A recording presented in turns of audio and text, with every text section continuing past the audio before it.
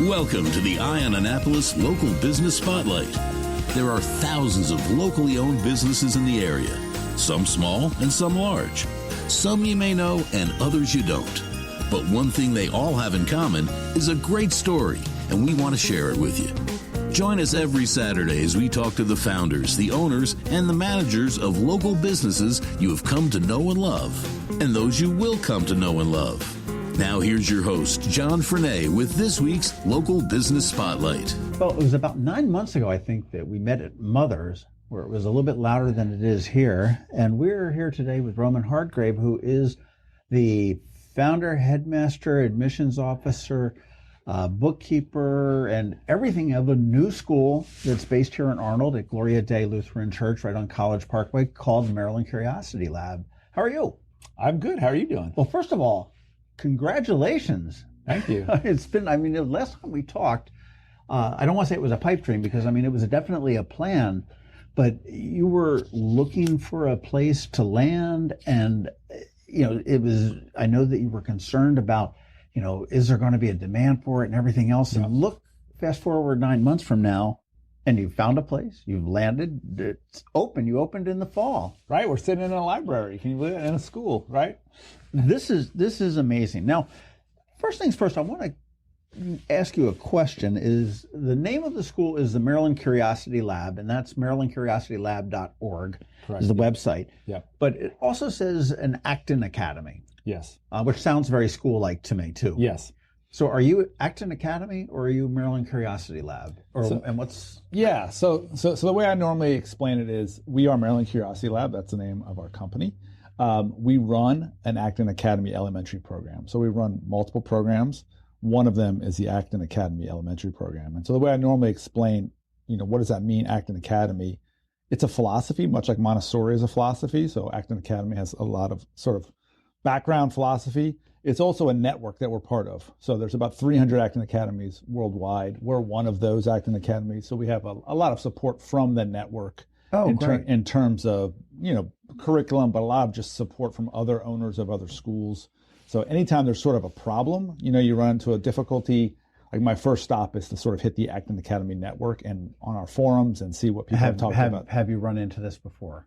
Oh, the forums of the Acton Academy owners are by far it's so chock full of resources because pretty much everybody, if you think about 300 schools all starting up at different ages, all of them have basically run into every type of student problem you run into, any sort of type of parent problem, any type of curriculum question, right? So there's always a good discussion you can find if you search through the forums. So yeah, I'm on those forums every day. Well, you mentioned, you said all different ages and everything else. Now you guys are primarily, I want to say, primary elementary? Yes, we're elementary. Yep. So grades 1 through 6. Now the Acton method, yeah, that goes for all ages. That goes through high school and on, so it could start from preschool all the way up. Yes, right. There's actually 4 sort of Acton models: a preschool, an elementary, a middle, and a high school one. And so they share a lot of commonalities, but they definitely evolve as you go from very young to top. Sure. You're not doing sets and subsets.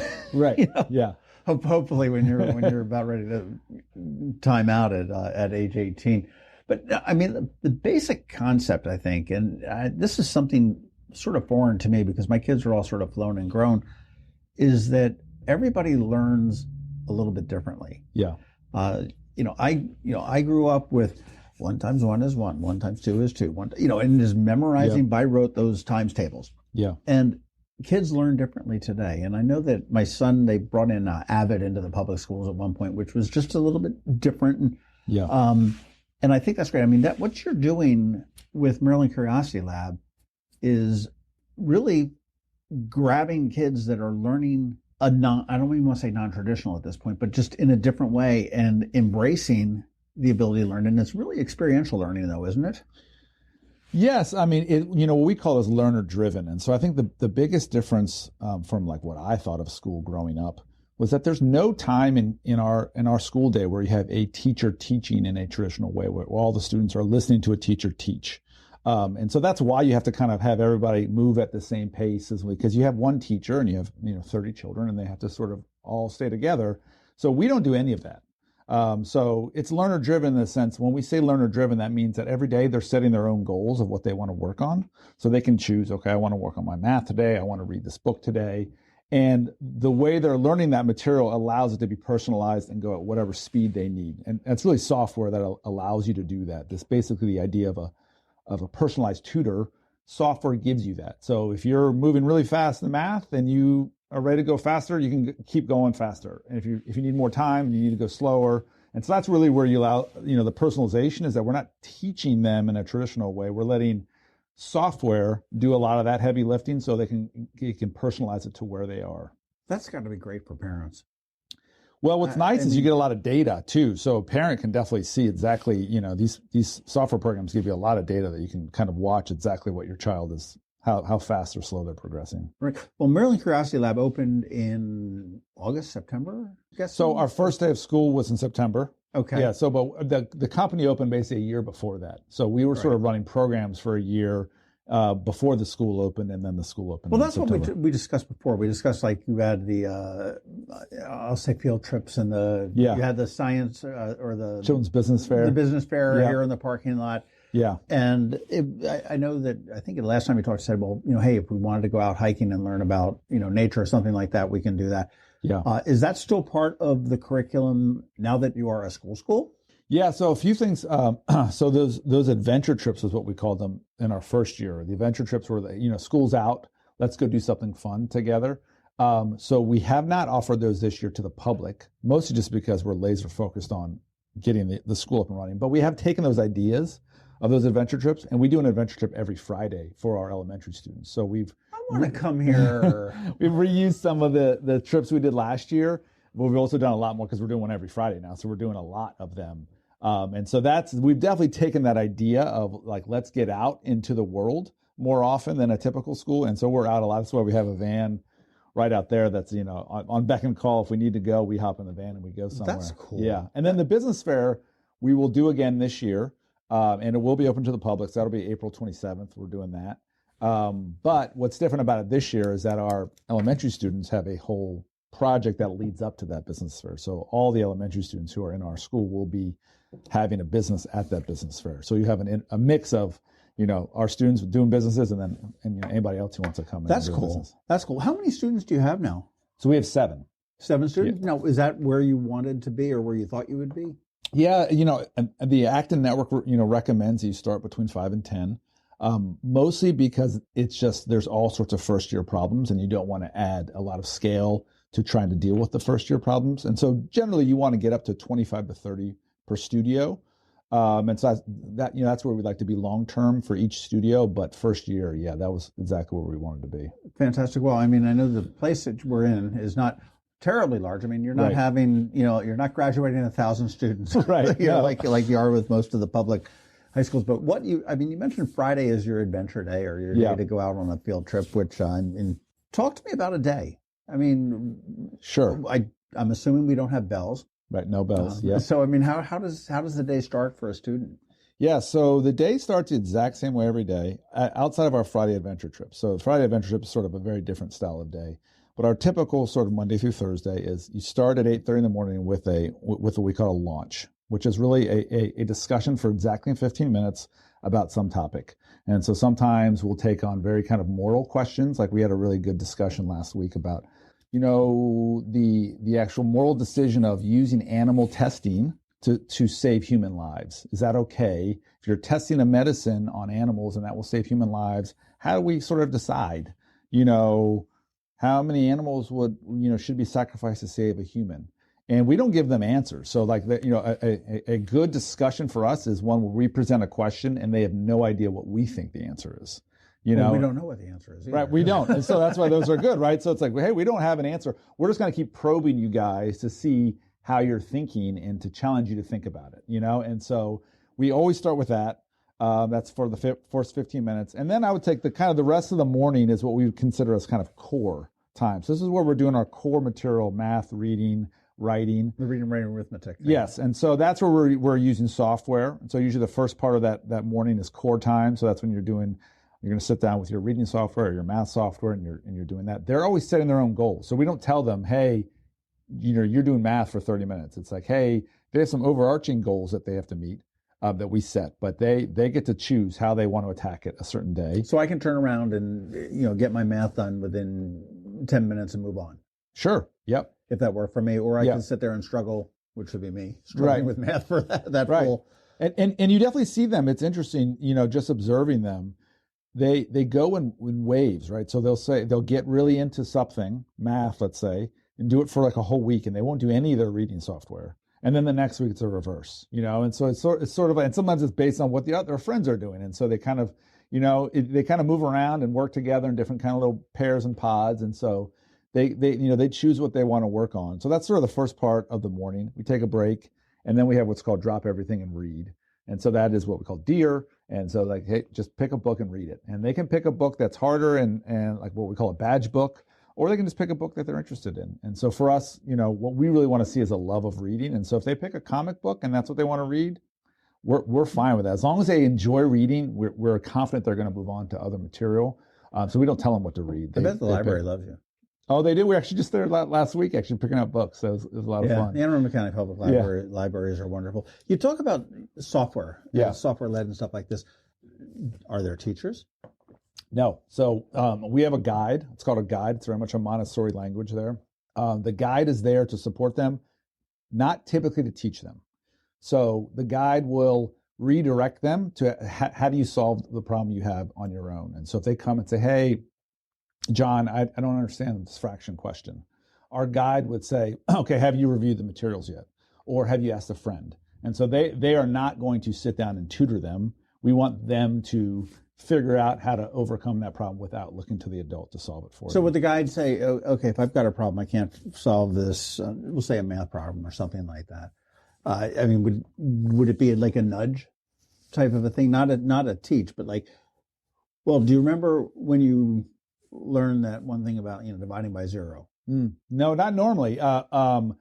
You would normally look to another learner to do that. So so this is one of the nice things about having a mixed age group, right? So if we have a learner who's struggling, there's normally somebody who's already finished that material. You've got a peer tutor sort of built in. Right.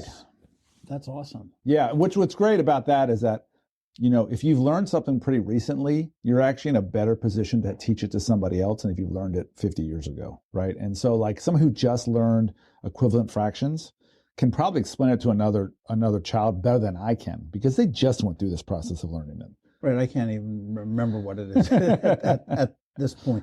I mean, are there typical grades in terms of not as far as like first grade, second grade, third grade? No. So all the grades are intermixed.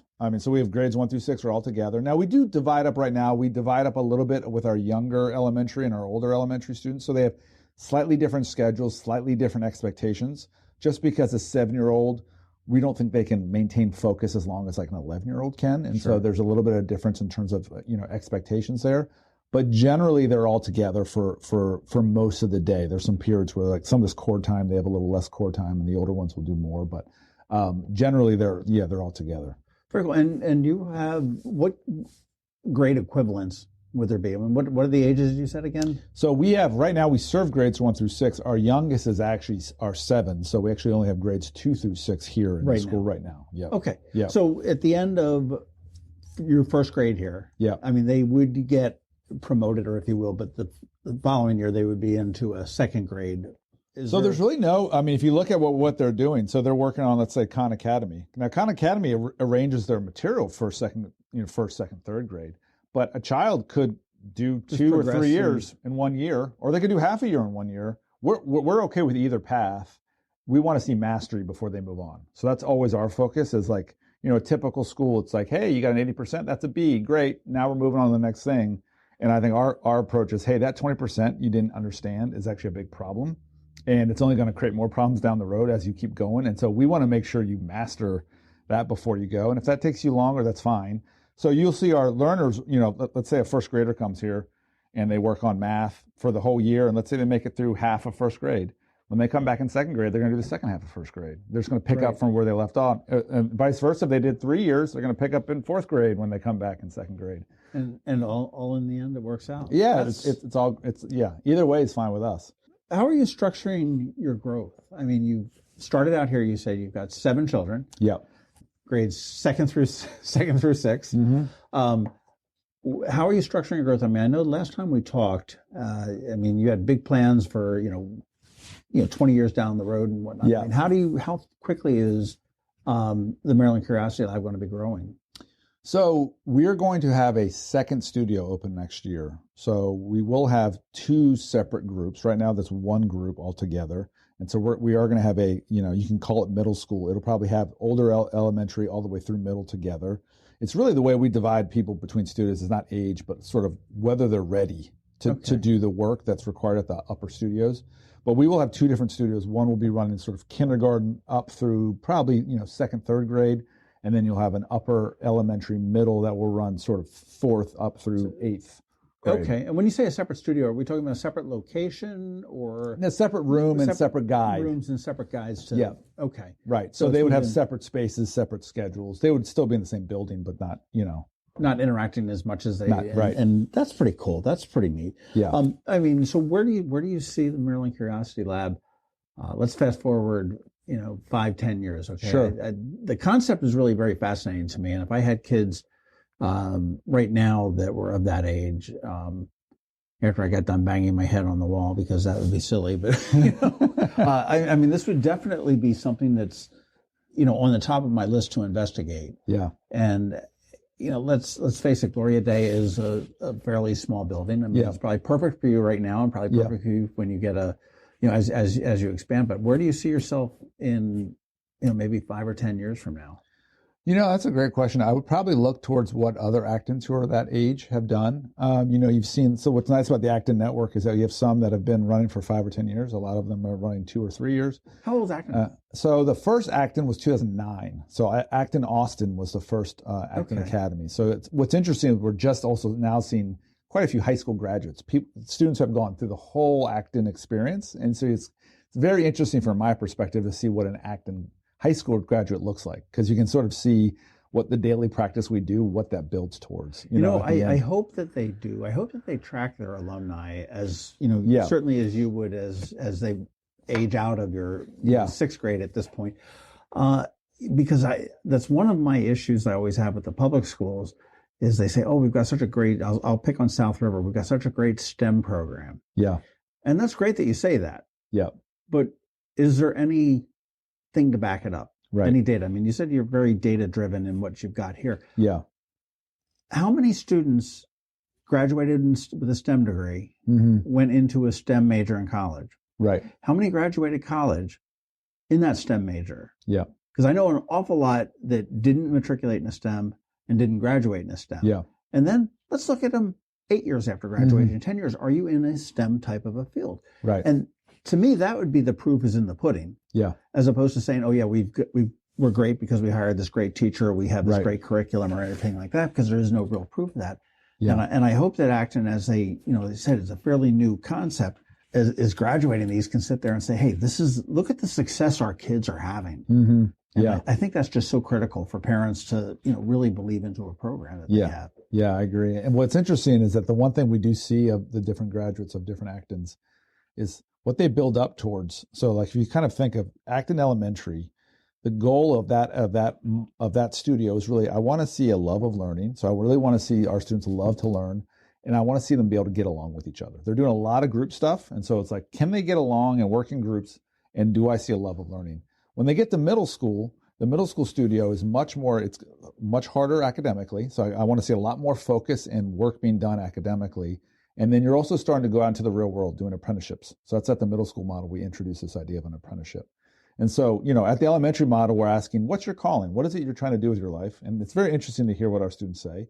At middle school, and so right now they're sort of reading books and exploring things around that. At middle school, they get to go out to the real world and say, hey, I said I wanted to be a vet. Well, let me go do an apprenticeship with a vet.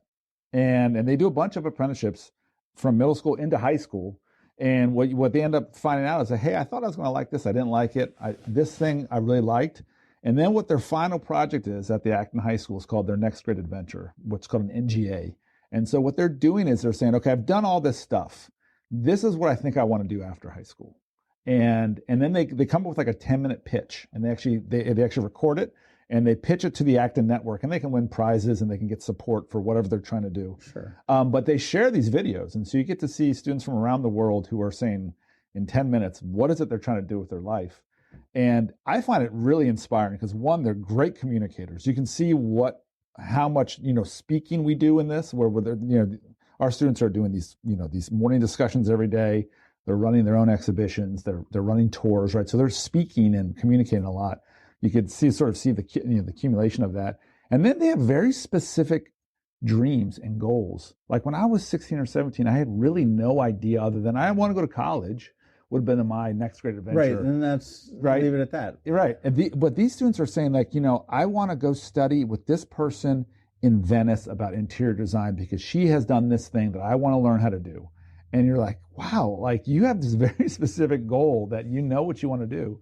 And so that part's very inspiring to me, is to see sort of what happens when you let somebody follow their passions for 10, 12 years and work on them and, where they end up. Again, that's a sort of a criticism again of the public schools. And I always said, then in 10th grade, they're like, okay, so what do you want to major in college and everything else? And I know when I went to college, I picked my major in my sophomore or junior year, worked on the basics and everything else because I didn't have the luxury of that experience. I didn't have the luxury to, maybe I did want to be a vet. And I'm like, but, there's no way I got into a vet's office to see what it was. Maybe I saw blood and go, oh, God, no, I'm not. It's not me. Whatever it may be. And I think that's just wonderful that they got the experience to know that it's possible. Yeah. Or it's not for me. Yeah. And to come out of, whether it be the 7th grade level or the 8th, 9th, 10th, whatever it is, to have just it seems like you're kind of really sending everything down a funnel to really find out, hone in what their dreams and their capabilities and their passions are. Yeah. To be able and let's face it, that's where the success is going to come in any life, is that if you're passionate about it, you never work a day in your life. Yeah. And to be able to instill that in learners as early as the Maryland Curiosity Lab does is pretty impressive. Yeah. The thing that I had a similar experience as you. When I was a student, I was a really good student on paper, but my mindset was, tell me what to do, and I'm going to do it in as little effort as I can do. Right? I was really good at figuring out what was the minimum effort to get that A, and I was just in that mindset. So I was in high school, or give me my classes, my assignments. I'm just going to bang through them, and then college was the same thing for me. I sort of fell into a major, didn't really choose it. It was just sort of like, okay, this is what my major is. Tell me what I have to do, and then all of a sudden I graduate from college, and it's just sort of like, I don't really know what I want. Like, I know I didn't want to do what my major was, but I didn't really know what I wanted to do, because I was in this mindset of like, somebody's going to tell me what to do next all the time, right? And once you get out of college, nobody tells you what to do next. And so to me, it's like, it's that mindset shift of owning your own education and saying, the reason I'm doing all this work is because I have this goal. And well, what goal do I have? Well, I think I want to do this. Well, now I want to change it. Like that mindset shift of sort of owning your education and driving it, rather than being this kind of passive passenger that somebody else is driving. To me, that's the thing that one of the main reasons I wanted to do it for my children was sort of like, I want you to have that mindset and not just be sort of passively getting through life with as little effort as you can. I remember last time I talked to said your children are not receiving the benefit of the Maryland Curiosity Lab. No, actually, my youngest is. Oh, okay, good. Yeah. So my youngest one's here. Hopefully my middle son will be here next year, because we'll have grades served for him. And so I'm hoping that my middle won't be my oldest one's already a sophomore in high school. So we're going to try to catch up, but I sort of doubt we'll catch him, that we'll grow fast enough to catch up to him. That's really cool. Yeah. Well, what is your role here? I mean, you talked about the guides, which is sort of the, I don't say equivalent of, but sort of the teacher of the guide. The teacher role, well, I'll use the funnel thing. I mean, there's the guy or the girl that's up there sort of massaging the dough or whatever you're putting through the funnel, just to sort of like, come on, get in there, and you'll figure out how to get out at the end, at the very end.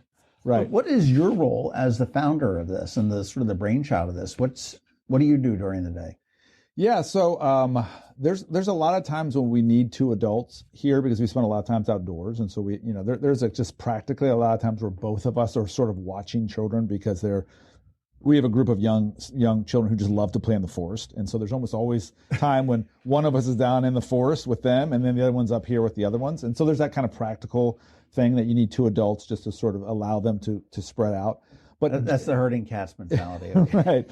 But outside of that, I mean, I think, my main role is trying to figure out like, okay, what are projects that we think are going to be really engaging? What are adventure trips that are going to be really engaging for this group?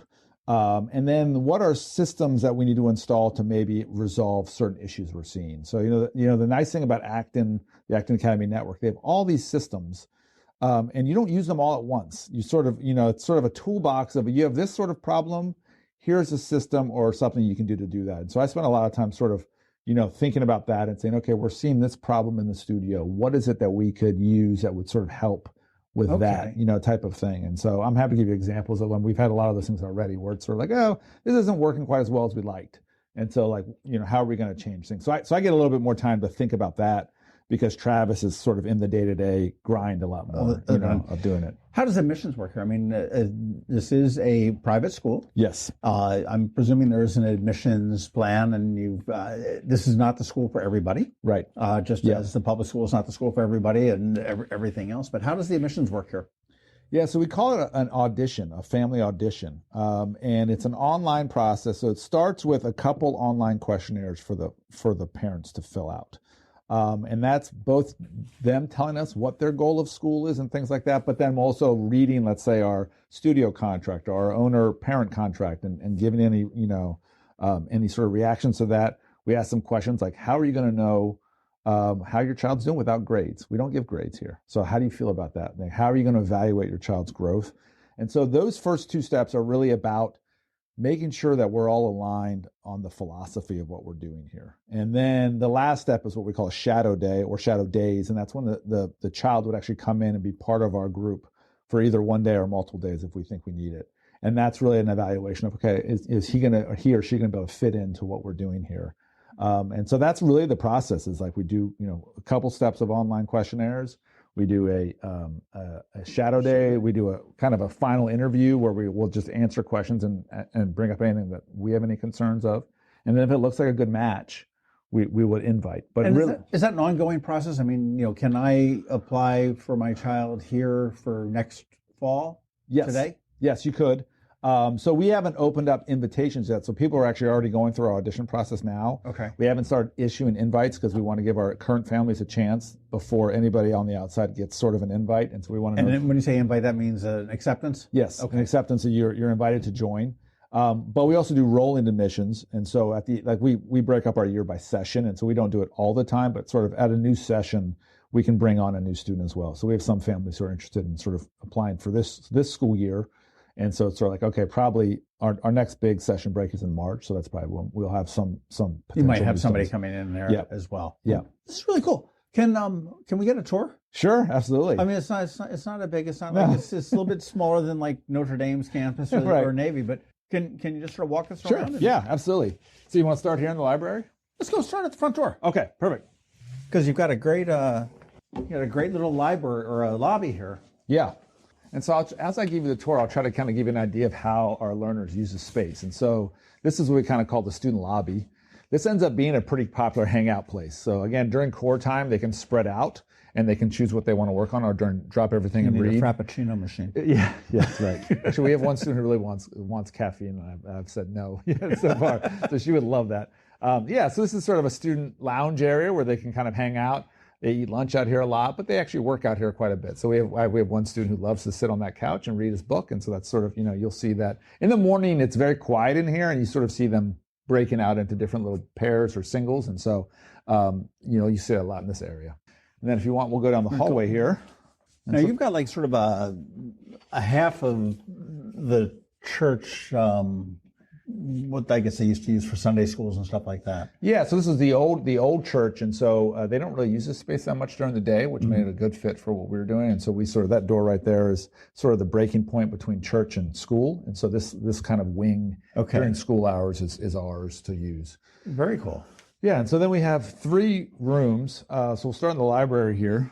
So this is our library. It's got like a little bit of a ski theme. So you can see we've got like the ski signs here, and this is our map of all of our adventure trips. So you can see on the wall here, very cool, all the different adventure trips and sort of where they've been. So you can see we have a big cluster around Annapolis where we've gone out. pretty far west. We've hit DC a few times. Down to St. Mary's and gone. Yeah, we did Calvert Cliffs down there, and we did the Calvert Marine Museum. So this has all been this year. This has all been this year. Yeah, yeah. So these are pictures all from this year. That's wild. So we got to see the pandas right before they left. That was actually the last Friday before they left. We didn't realize we were cutting it so close, but we got lucky. I bet the kids love those. Yeah, they love these trips. Bring on Friday. It's like an adult. Can't wait till Friday. Yeah. What's fun now is we're trying to do a better job of, letting them have input of what we want to do. So what is it that you're interested in doing? Because we do a lot of outdoor stuff, but then it's also like, what other things can we do? So this is what we call the art room. Okay. And so this is just a place where we can make a mess, and it's pretty easy to clean up. We also have our cubbies in here. So this is actually where we're doing our big robot. So before school ended, we had a big robot sort of competition field here, and then they had these robots that they were programming. I think we ran into each other over the summer when you were under construction here, and you had. Did you run afoul of the child labor laws because you had your kids here moving furniture? I did. And my oldest son actually had to do a lot of that stuff. And then this is our main studio. So this is where we start the day. So when I talked about the Socratic discussions, it's always right here. So a typical Socratic discussion is like we're going to watch a video on the TV, like the animal welfare one, sort of like, hey, and then we have a little discussion here. And so we sit here and talk. This is the studio contract. So this was our first big project was they set the rules that they wanted to have for each other. And then our exhibition of that first session was them signing this contract. I promise to respect other people in their space, listen to others and not talk over them, not scream inside. Okay. And lessen the fellowship hall. So that's actually one of the more controversial things. One of the things that was funny was the noise level was what they talked about a lot. Some of our learners are loud, some are like it really quiet. And so they ended up having a lot of discussions about where can you scream? So they decided only in the fellowship hall. So this is a contract between Maryland Curiosity Lab and the students that are here. Actually, this is a contract between them and themselves. This is all they set. So really, so we have a contract between us and them. And so there's a lot of contracts. There's a contract between us and the parents. There's a contract between myself, the owner, and the guide. And then there's a contract between the guide and the learners. In terms of the promises they're making, but these are the promises they made to each other. So they all voted and agreed that these were the promises they were going to make to each other. So that's really cool. So as I'm looking at the names, you've got Jack, Emily, Ripley, Ryan, Eva, Misha, Keely, So they, if Keely didn't clean up, somebody can call her out. Yep, and that's actually where our closing discussion is every day. So we start with a discussion, we end with a discussion, and that last 15 minutes is, hey, how are we doing? And anybody want to talk about any of the promises or what's going right or wrong? We have those 15 minutes, and then once a week we have what's called a town hall, and you actually can see the town hall slips here. So if somebody has a problem that they want to bring up, they fill out a town hall slip, and they say, I have a question or an issue to discuss, I have an idea for something new, and then they put this in the town hall meeting right here. And then on Thursday, we have a longer session where they can talk about that. This is so awesome. Yeah, so that's pretty cool. They're learning what they want to learn at the speed they want to learn. Yeah, this is kind of interesting. This is one of our new systems right here. Like people. So this is these are called levels of freedom, and so basically what it is based on how much work you do in a week. So these points kind of like track focused work. And so if they do a lot of work in a week, they get a lot of freedom, right? So they can take breaks anytime. They can listen to music while they're working. They can change core and deer as they drop everything and read. They can change that up and do it at different times. But if they're not doing as much work, then they get assigned seating. They get a schedule that's given to them by the guide. They don't get to listen to music. And so they have this sort of incentive to accomplish more things so they can be up in the soaring level. And so we just introduced this. This is, I kind of mentioned, there's certain things that we've introduced over time to address certain issues, and this was one of them we introduced just after Thanksgiving. Yeah. I know one of the things my kids, all three of them actually, when they went to college, they were amazed. They said, the teachers don't give a darn whether you come to class or not. I said, well, yeah, right. Yeah, they don't welcome to college. Right. And my one daughter said,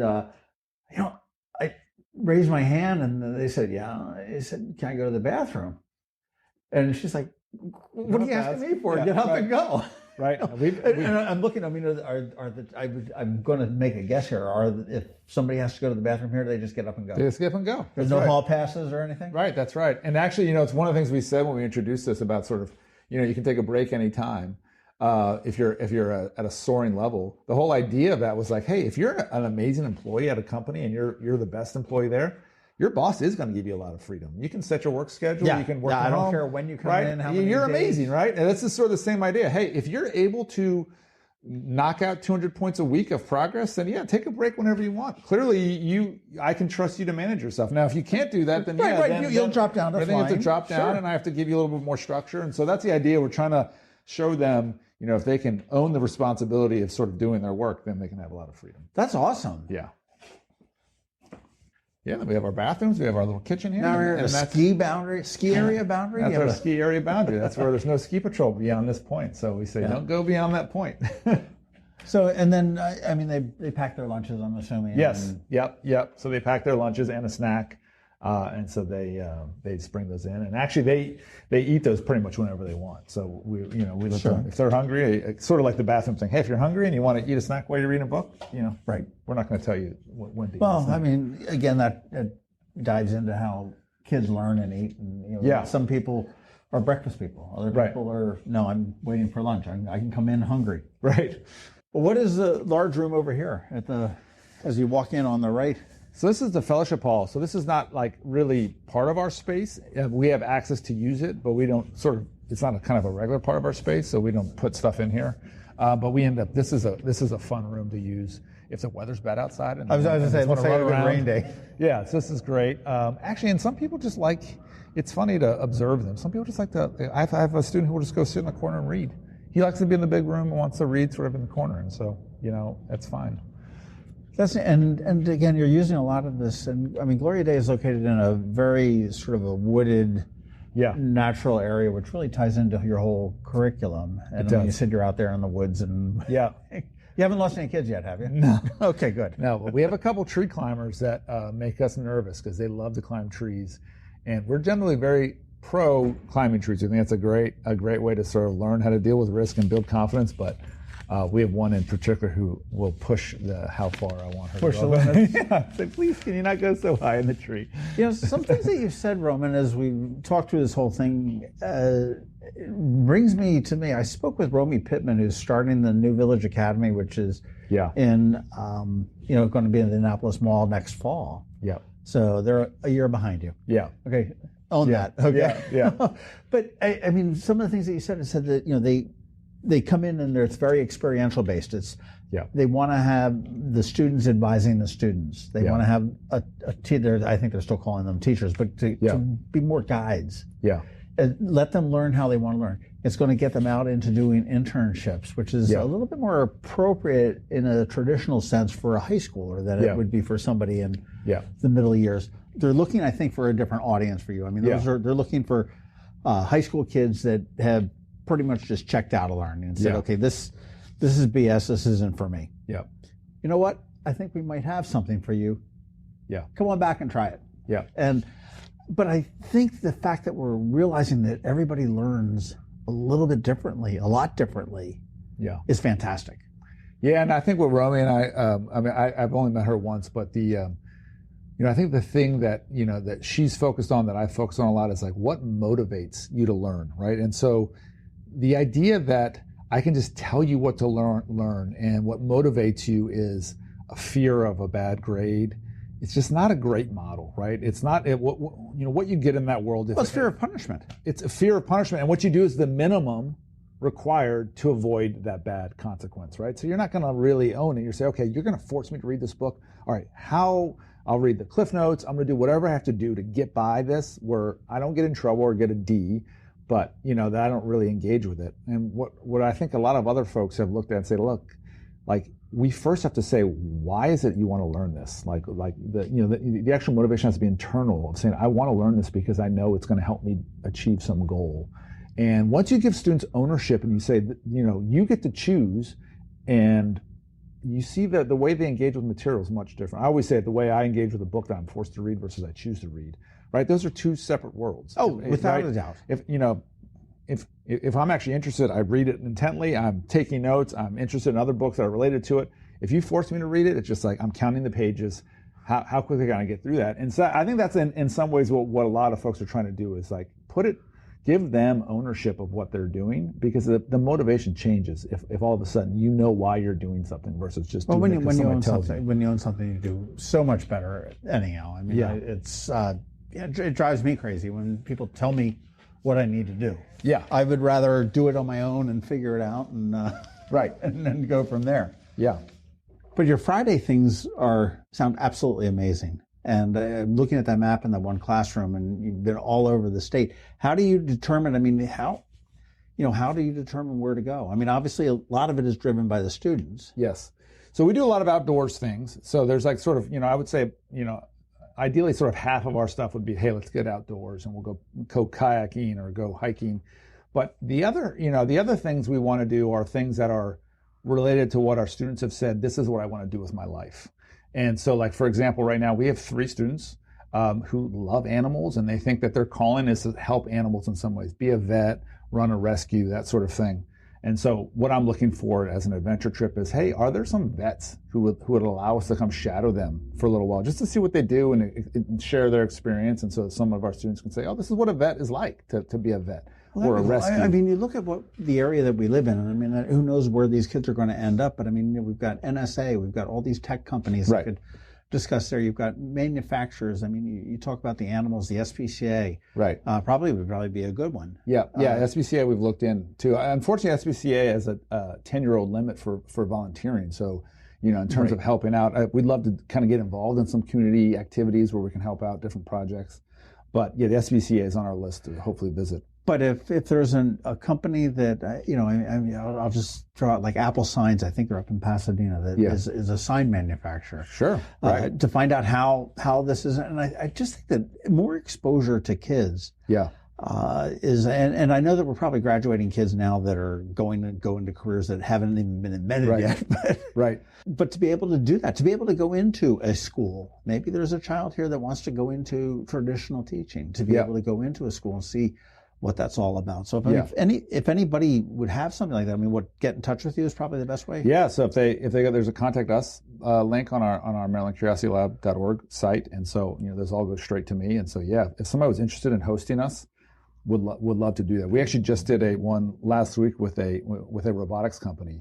Oh, cool. And so it was 2 guys who were former Nat Geo engineers, and now they build these really amazing underwater robots that can monitor fish or wildlife. They can collect samples, and so we went into their workspace, and they showed us how they built these robots. We had just been building robots ourselves, so we got to see.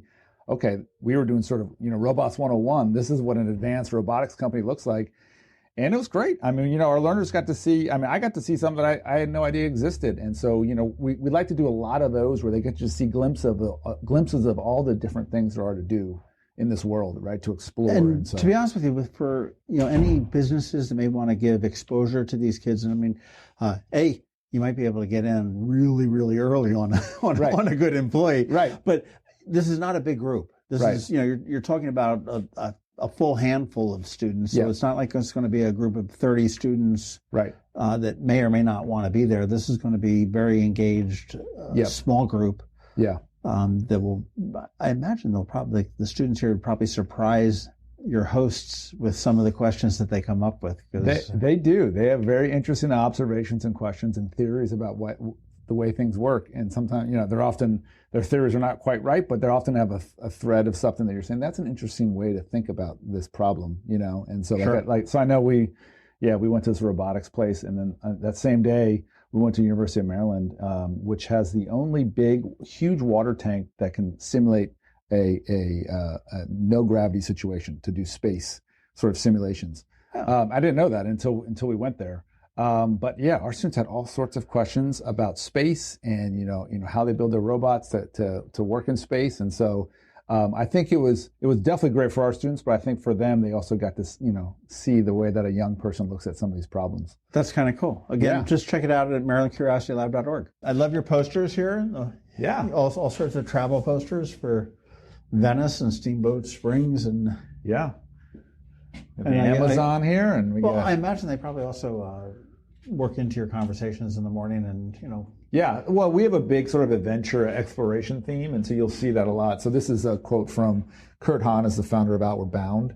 So it's quote, there's more in you than you think. That's one of his famous quotes. And so, there's a lot of Outward Bound philosophy that we like a lot, which is get out into the world, Did you ever do Outward Bound? I did a very brief Outward Bound when I was younger, but I'd like to do an actual an Outward Bound guide training this summer. I did it a long time ago. It was wonderful. Yeah, it's an amazing Kurt Hahn and what he built. I've read a book about sort of the history of Outward Bound. It's phenomenal. They really. I agree with so much of what they did. Did you hang up these letters yourself? I did, yeah. You did a very good job. I'm looking at the spacing, and I'm like, wow, that looks pretty darn good. Yeah, just to give you an idea of the kind of person I am, I'll look at these and see if anything's slightly off, and I'll adjust the letter by a millimeter. So it's been a 4-month adjustment period to get it to look where it is. Yeah, exactly. This E has been annoying me. I think this E needs to go. Yeah, see? You're seeing the same thing I am.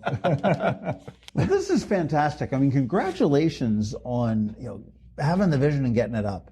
Yeah. And for folks at this point now that have youngins, and check out MarylandCuriosityLab.org. And I'm presuming a parent that is just thinking about it before they've gone through the whole process of applying. Can they come in here, make an appointment to come in and just sort of see what you're doing and sort of peek into one of the studios and see how? Yeah, we arrange tours all the time. We also have on our website, we have an intro call. And so you can just schedule one. It's virtual, so you can just grab half an hour off my calendar, and we can chat about questions you have and things like that. So that's often the first step people take, is just sort of they have questions after they've read through the website. Well, I think in an instance like this, I mean, you've got to like the people that it's huge for a parent to be able to give somebody else authority, control, and responsibility for your child. Yeah, no, absolutely. Especially the smaller they are. Yeah. And I think that's if I walked in here and said, "Oh boy, this Roman guy, man, I don't know. There's just something." Right. I'm going to write it off. Yeah. So I think it's really important to be able to come in and see it, and what for me as a parent to be able to look and to see how the kids are interacting with that. I mean, if I walked in here and saw a kid curled up on the couch over there, another one in the back of the fellowship hall reading a book, and some others engaged in a video and a conversation, I would totally have a wow. Yeah. I need to dig deeper into this. Yeah, it's actually one of those moments. It's an aha moment, at least for me, when I first actually watched an act in Day, was sort of like, oh, I've read about this. Now I see. Now it's like, oh, this is really different than a traditional school, And once you see it, you're kind of like, oh, okay, I kind of get it now. Well, I guess you don't have a lot of kids in their hoodies walking down the hall every day going, okay, school. You're right. It seems like they're running down the hallways, probably, getting in there to get the best seat for the discussion in the morning. And well, actually, the beanbag in here is actually the seat they actually have built a whole system of who gets that beanbag chair and when. And so it's another one of these systems that we let them define and say, okay, you guys figure it out. You guys have a problem. We have one beanbag and 7 people, and how do we decide who gets it? And so this is actually the preferred spot right there. The preferred. This is a spot. Yeah. Well, fantastic. I mean, congratulations. I do encourage everybody to go check out MarylandCuriosityLab.org if you are a parent of a young child at this point. And maybe check it out if you're a parent of a child that's getting a little bit older, because this looks like you're going to be growing in the next couple of years. Yeah, we're doing middle school next year. Check this out. I mean, again, it's very convenient if if you're living in Smyrna Park, or certainly Annapolis or Arnold in the heart. I don't know whether Arnold really has a heart, but I mean, it's just off of College Parkway, and I don't know what the side street is here, but I don't either. I should, right? I don't even know what the name. It might be a station road. Is it Jones Station, maybe? Yeah, that might be that. Something like that. But Gloria Dei Lutheran Church, and again, MarylandCuriosityLab.org.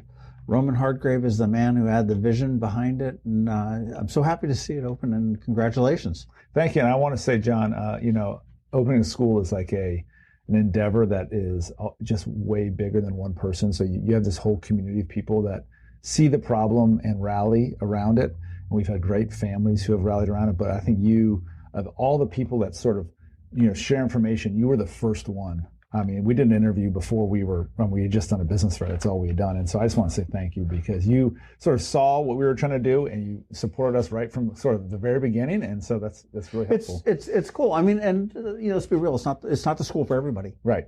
And I don't think you ever set out to be the school for everybody. Right. I think it's just a great opportunity. And I think any parent of a young child would be doing themselves and their children a disservice by not looking into it. Yeah. Education and information is power. Right. So, and that's, you owe it to yourself. But right. Roman, thank you so much. Yeah, thank you, John. It was great to have you. Thanks for listening to this week's Local Business Spotlight. Please make sure to visit eyeonannapolis.net for all your local news, events, and opinion. And in case you haven't already, please subscribe to the Eye on Annapolis Daily News Brief, where we bring you all the day's local news direct to your phone, tablet, or computer in about 10 minutes. It comes to you at 6 a.m. every Monday through Friday, and you can subscribe on Apple Podcasts, Google Podcasts, or wherever you get your podcasts.